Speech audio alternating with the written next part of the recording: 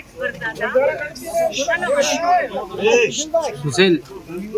કોઈ સુવિધા નહીં, કોઈ ફેસિલિટી નહીં, કોઈ આર્મી નહીં, કોઈ પોલીસ નહીં.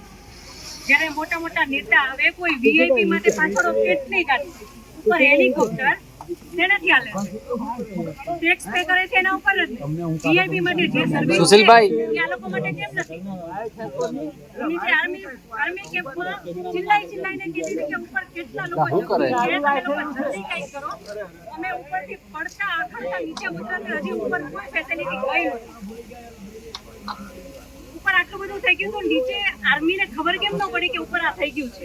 આતંકવાદી અમારી સામે આવીને ગોળી મારી દે છે, હિન્દુ મુસલમાનને અલગ કરીને હિન્દુના બધા ભાઈઓને ગોળી મારી છે. તો આપણી આર્મી કરે છે શું? લાખોની સંખ્યામાં આર્મી હતી ત્યાં.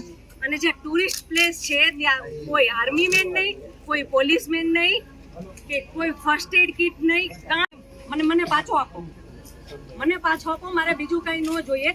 આજ પછી કોઈ દિવસ કોઈ વોટ જ નહીં કરતા. જો આપણી ગવર્મેન્ટને પોતાની સુવિધા રાખવી છે, તમારા પાછળ કેટલા વીઆઈપી હોય છે, કેટલી ગાડીઓ હોય છે, તમારો જીવ છે. આ ટેક્સ પે કરે છે એનો જીવ નથી. આ છોકરાઓનું શું? આનું ભવિષ્ય શું? આને ડોક્ટર બનાવી છે, આને એન્જિનિયર બનાવો છો, હું કઈ રીતે બનાવીશ?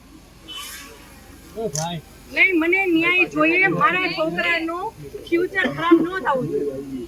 આટલા વર્ષની સર્વિસમાં એને ટેક્સ તમે કટ કરીને તમે સેલરી આપો છો ને, અને ઉપર જતા અમે કઈ પણ વસ્તુ ખરીદીએ છીએ, ક્યાંય જઈએ છીએ, ખરીદી ટોલ ટેક્સ બધા ટેક્સ તમે અમારી પાસેથી લ્યો છો. તો મારા ઘરવાળાને જ્યારે જરૂર હતી ત્યારે કોઈ ફેસિલિટી નથી મળી. મને એનો ન્યાય જોઈએ.